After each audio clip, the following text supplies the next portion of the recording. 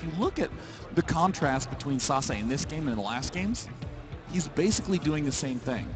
He's scouting in with the Phoenix and then just still going for the Forge, Twilight Council, adding on 4 more gates, adding on 2 more gates after that, then expanding with Colossus. I mean, there needs to be a much stronger response to see that and go, oh, I see what you're doing now. I'm going to go straight for the Colossus. Or, oh, I see what you're doing. I'm going to go straight for extra Forges. Or I'm going to attack right now like he did in Game 2. There needs to be an answer.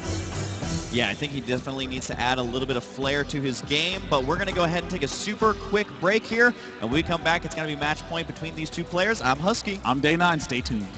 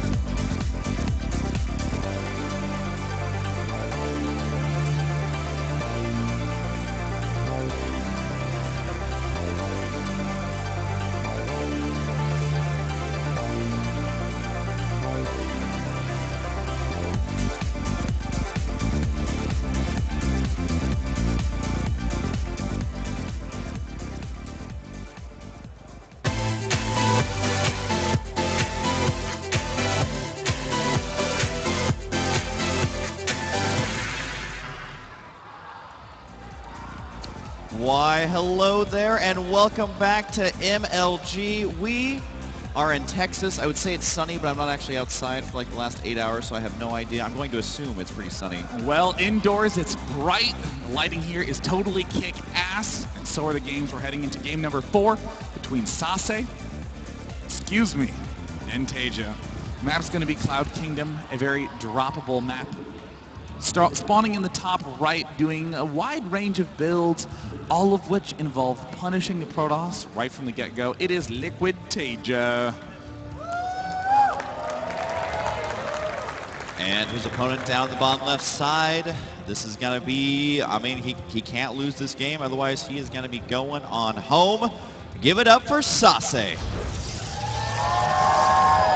And Sean, there are actually quite a few fans of Sase here. I've interviewed him several times myself. He's so nice. But you know, when you go up against Taeja, it doesn't matter how nice you are. You can't win with words in StarCraft 2. That is true. But my God, a lot of you seem to love Sase. It's so wonderful to have you, yeah? I love that I can look at you all right there. Hello, it's good to see you. Thank you. Everyone's waving back. Everyone at home gets a little weirded out, but that's fine. No, if you're at home, you can easily wave to the chat. You don't have to put your pants back on, it's fine.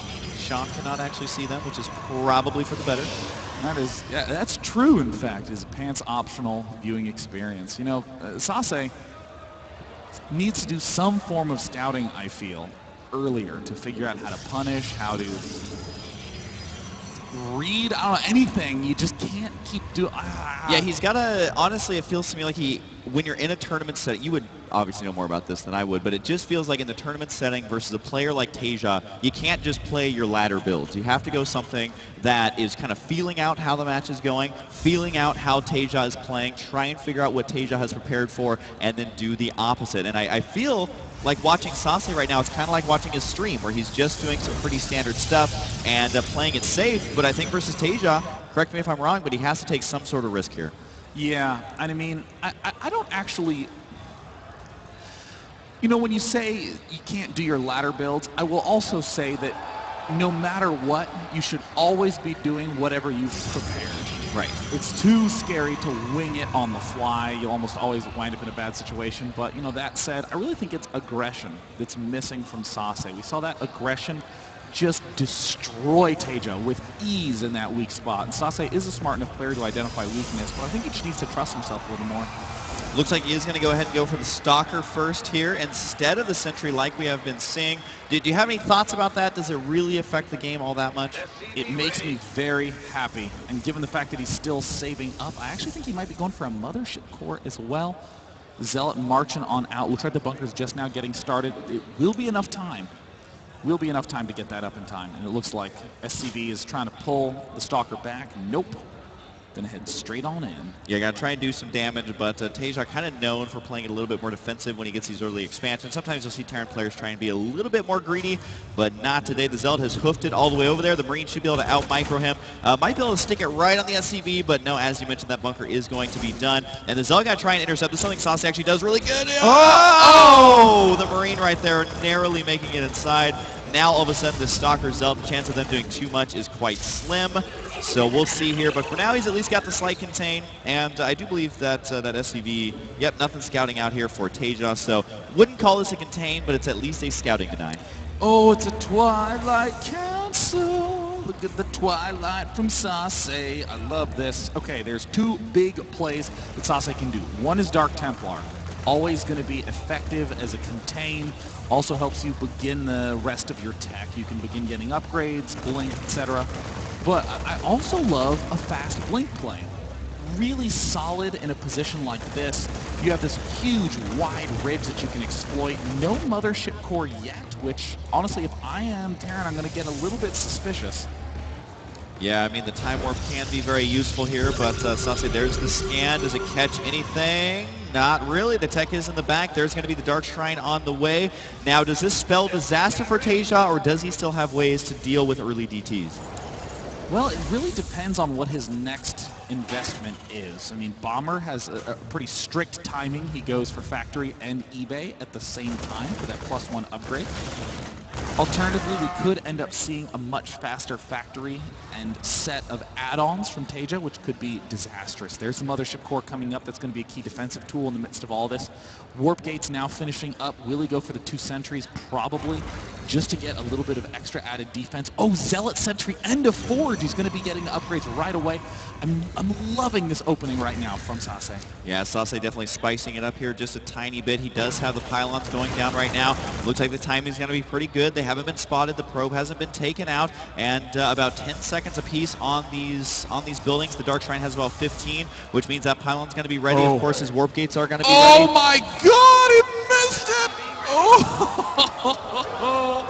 Oh, that is bad news bears for Taeja. Looks like 1 DT's morphing on in, and wow, another hallucinated Oracle coming. And Taeja just dropped his mule, the only command center with enough energy for a scan, so this could actually be devastating. Now it's going to come down to the DT control. Can he chase down the running around SCVs? There's the fake Oracle right there. Does Taeja bite? Nope, he realizes that's definitely a fake. He's got to be seeing these DTs here any second, especially once they're attacking. No energy on these command centers, 18 energy and 30 energy. This is going to be a long couple of seconds. The DT is unfortunately going for the army. Would like to go for the workers right now. They're going to run away, try and build a missile turret right now, but Taeja, he missed the scan, he missed the scout, and this is going to come as a shocker for him. I mean, now it looks like we're even seeing Sase pick away the bunkers at the front. The DT has almost gotten into the main base. He's decided, no, that missile turret, that's fine if you end up getting that one up. I just want more kills. Sase's up to 8, 9 kills on just that DT.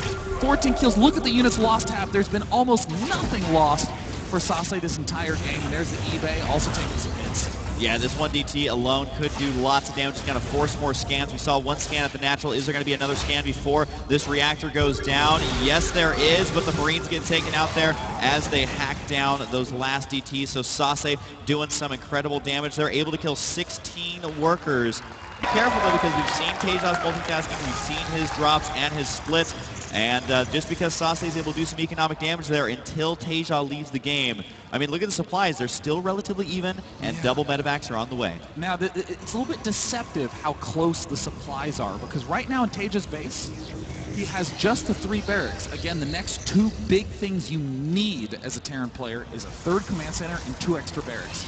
But look back in Sase's base. The tech is completely rounded out. Speed is about to be done. 8 gateways. +1 armor is done. Robo facility getting ready to be wrapped up. 2nd forge. Is there even a Templar archives up yet? No, not quite.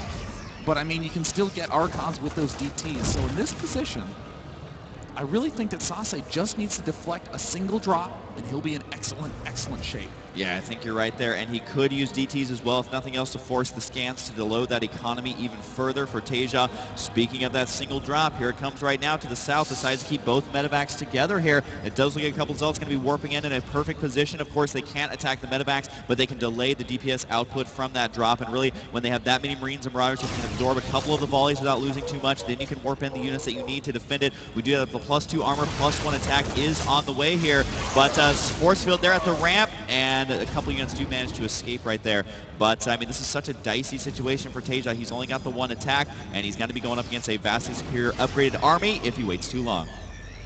Yeah, I'm not quite sure how Sase would actually be able to deal with this drop. I mean, I feel like Sase got quite lucky, to be honest, to be able to deflect that mothership core nicely planted in between the 2 bases. Supply lead very rapidly going in Sase's favor, as he does have so freaking many gateways, and he's getting all those upgrades, exploiting his position absolutely perfectly, but a little bit of over-caution from Sase, to be honest. Sase needs to just start expanding, getting the Templar archives, stop building all these photon cannons. He's in fine shape. Yeah, no, absolutely. I think this is the first time in this series where he could expand safely, which is so tough for Protoss. It's almost, you know, it's something that all Protoss are wanting right now. And there's the force fields right there. Taeja, though, being so aggressive. He sees just pure Zealots, so as long as he micros correctly, can get some guaranteed damage there. But the force field right there a little bit better. Manages to load them up. Can he kill the medevac? Nope, they're way too fast. Super slick. Interesting play to go straight for the Colossus. I mean, honestly, because 99 times out of 100, if you are Taeja, you're going to be going, oh yeah, he's absolutely going for Zealot Archon at this point in time. You see the Archon, you see the Speed Zealots, but no, it looks like the Colossus tech is the option for Sase. And that Mothership Core with full energy. He could even use that to recall his army at some point if he decides to do that, but most likely we'll use it for the defense there, because even though the medevacs can heal through the DPS of the Nexus quite easily, it just gives you that little extra edge to buy yourself some additional time. There is the Marine right there finally got to spot that pylon up to the north, scanning right there at the Watchtower to go ahead and take out those units there, and the DT there are going to say, nope, that's my pylon. Is going to go ahead and save that, but I don't think his DT is going to be able to do too much more. Might be able to force a scan, though. I like this. Sase just going to dart right down back to the Watchtower. Range now getting started. Colossus, where are you? Where is that? I know there's a Colossus out here. No, I was mistaken the whole time. Mike, there's not a single Colossus on this map. But there will be soon, Sean, so you can repeat it as soon as it spawns. We do have the Extended Thermal Lance started here, and this time it might actually finish, as Taeja is a little bit supply blocked here for just a moment. But honestly, every second right now counts for Taeja. But he's starting to get that healthy unit composition we saw before. Again, still behind where he wants to be, but his unit composition is looking top-notch. But the thing is, those the Colossus, as you mentioned, does he have an answer for that?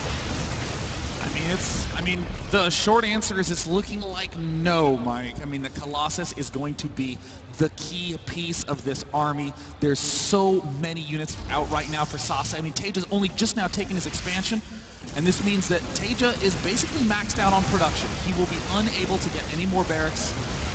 Sase needs to hold off just this one attack. and then he will be in fantastic shape. Yeah, Taeja was able to pick up 3 or 4 Zealots right there, which is technically on the units lost going to be favoring Taeja right now, but you gotta take into account how the early game went with those DTs, getting that tech up so much earlier, getting the upgrades as well. He's already at 2-2. Taeja also at 2-2 though, managing to squeeze that one out. However, remember, Hellbats do not benefit from those upgrades, so they do not get that. Does look like Taeja's gonna run up right now. Can he actually get the Nexus? Where's the Photon Overcharge? Decides not to use it just yet, but he does have Zealots right here. Can he do it? Where the force field needs to make something happen here. Wow, huge numbers of Zealots waltz right in, blasting down that front line, and it looks like Taeja's going to have to lift and retreat. Extended Thermal Lance not even done, it doesn't even matter. +3 armor, seconds from finishing. Extended Thermal Lance now done.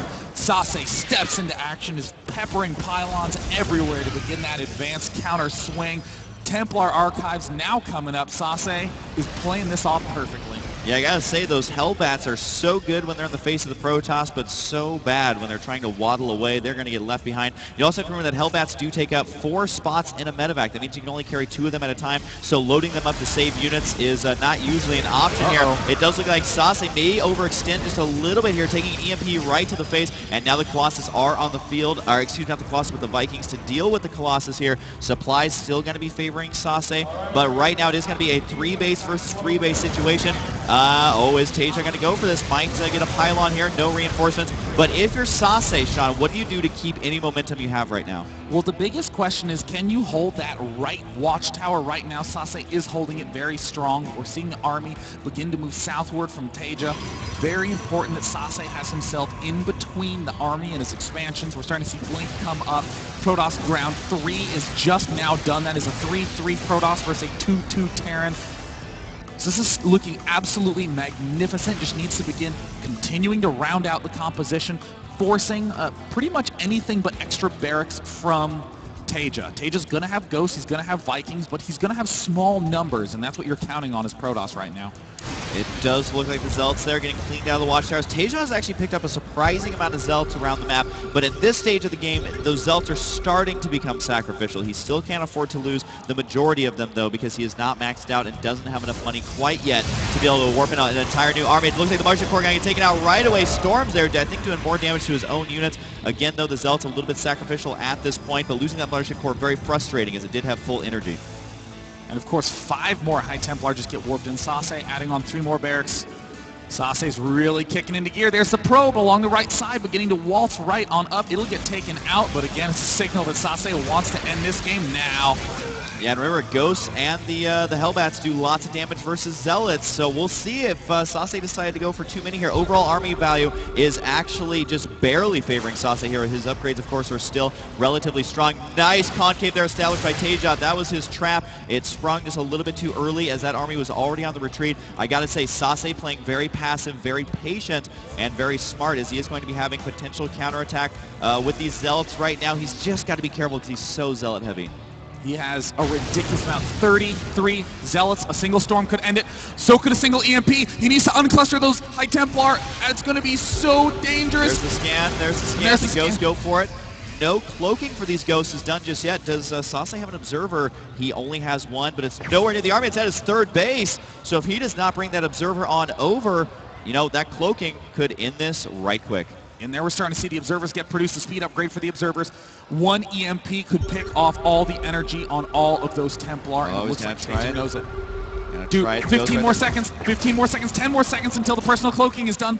He's got to be careful with these High Templar. He's losing a lot of it, and Taeja is supply blocked right now, so he's got to be a little bit timid to go ahead and move out. Only 177 supply versus the maxed out Protoss. Now, losing some Zealots here is actually good. He could try and just attack with a couple of the Zealots because he wants more High Templar. There's the scan there. Do we have the Observer in position right now? It is moving out a little bit, but still no Observer right with the army. It does look like Sase is going to have the... Oh, there's a scan, so no Observer once again. I honestly think Sase has forgotten about the Observer down at his 3rd base. Those things are so easy to lose track of. Of course, they're very small and see-through, which makes it tough. The upgrade's done for Observers, but if he doesn't keep one with his army here, it could be a disaster. And this is a really weird angle for Sase to try to engage. Oh no, the Templar all get sniped at the backside. Terrible news right now for Sase. He has plenty of Zealots though, but they're getting EMP'd in an instant, and it looks like Taeja's calm control might be enough here. The restim, an excellent flanking angle right here for Sase, but Taeja has a lot lot of ghosts at the front, ripping all those units down. Everything is falling, and it looks like Taeja has done the unthinkable. Did Taeja just bust that? Yeah, he was able to get himself back into this game as Sase here, 114 supply to 138. That was definitely not a favorable engagement there for Sase. Does he have enough money to begin remacroing here? Taeja is actually the one with the money lead here. He's also got the supply lead. And again, it came down to those EMPs. The angle of the Colossus was not the best. The Zealots getting taken out right away. We said this, you know, leading up to this battle. Is his unit composition correct? The EMP is just eating it alive. And I gotta say, Taeja's control and unit composition has been perfect. Just enough Vikings, just enough EMPs, and the cloaking timing was phenomenal here. It looks like it might have been enough, but Sase's being aggressive here. Sase's really stepping it up, darting forward. Hellbats at the backside, needs to take those out immediately. They do fall. A lot of Zealots, but Taeja's still kiting, but there's just so many gateways on the map right now for Sase. He's pulling back to more Templar, but where is the Observer? Oh God, there it is, flying towards the third. Can it get to position in time? I mean, it's still a close game. Yeah, it still is. It's still anybody's game. The supplies are tied. The High Templar now, no threat of EMP as all those ghosts, there's literally not enough energy on those ghosts to go ahead and EMP, which means Sase has weathered the storm a little bit. But guess what? Ghosts regenerate the ability to EMP. So if he's not careful, the same thing could happen right now. We do see Taeja going to be taking his fourth base right there in the midst of all that, deciding just to lift it off and abandon that natural there because he's got way too much gas, so he doesn't even need to stay there anymore. An interesting choice there. I think it's the right one. And some long distance mining for now. But Sase needs to upgrade all of these gateways and just hope that he can either secure a base or not get EMP'd. Yeah, Sase has these 4 gateways at his second base that have not yet been morphed up. Sase's got to be very careful with his observers. I mean, a couple of scans are being expended to find those Dark Templar, but there's still a lot of scans left over for Taeja. Yeah, Dark Templar would be nicer if he could actually make this happen, but we will see because the supply for Taeja is going to skyrocket here in just a moment, but he might actually be able to snipe this before the reinforcements get here. The unit's out of position. There's just so many SCVs going to get taken down here. Can he actually get the orbital command? Taeja out of position. The Ghosts do have enough energy for EMP. Do they have enough for Cloak? There's a snipe versus a feedback. That Ghost survived with 1 HP. He is so lucky he didn't have just 1 more energy here, but can Sase engage this army directly? I think delaying the expansion might be enough, as he does have his own 4th base on the way, but the 3rd base for Sase is only going to last for so long. Oh God, I'm really stressed out, Mike. Me too. Don't have a heart attack, Sean. If you do, though, I will just keep on casting, so don't worry about it, because you'll have bigger things to worry about. As the army right now going to be moving out, and Sase managing to actually irk out a lead in supply, and that shows you that if you get ahead in the early game, you can still lose a battle later. There's 1 Marine on the high ground at the 4th base, pulling the entire army for Sase back to kill him off.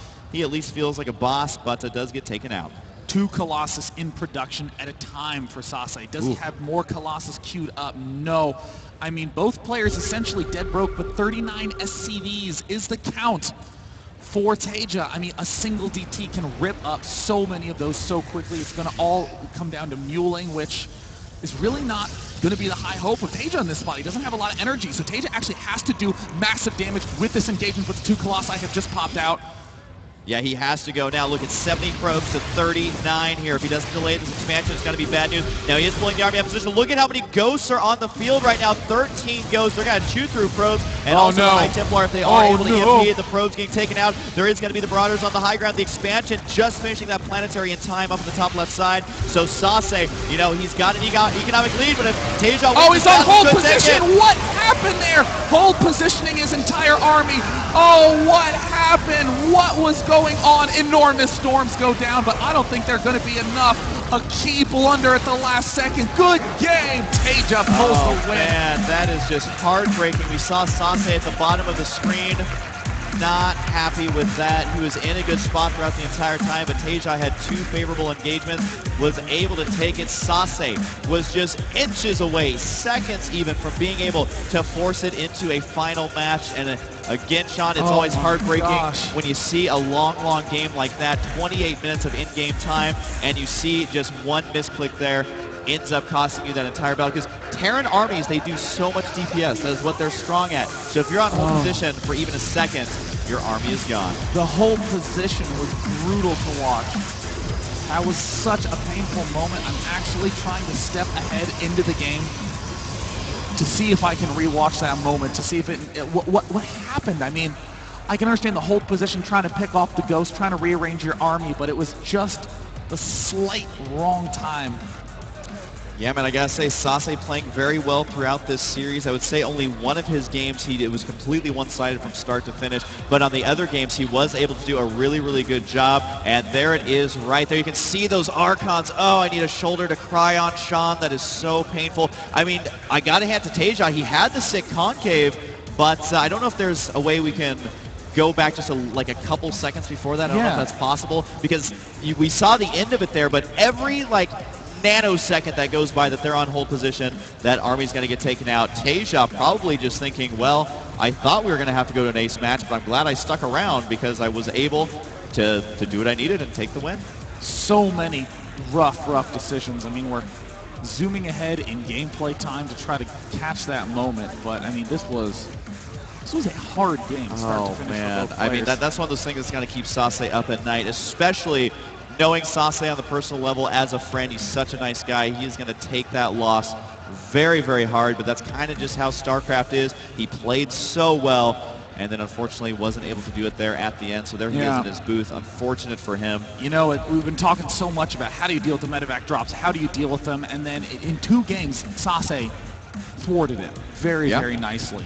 Really looked absolutely spectacular in those games, and it just came down to the classic late game slip up, just getting too much damage to one set of EMPs. Taeja writing an apology note there to Sase, saying, I'm so sorry.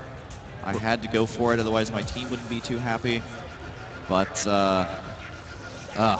that's just tough, because I feel like Sase was making all the right moves throughout that game, doing very, very well here.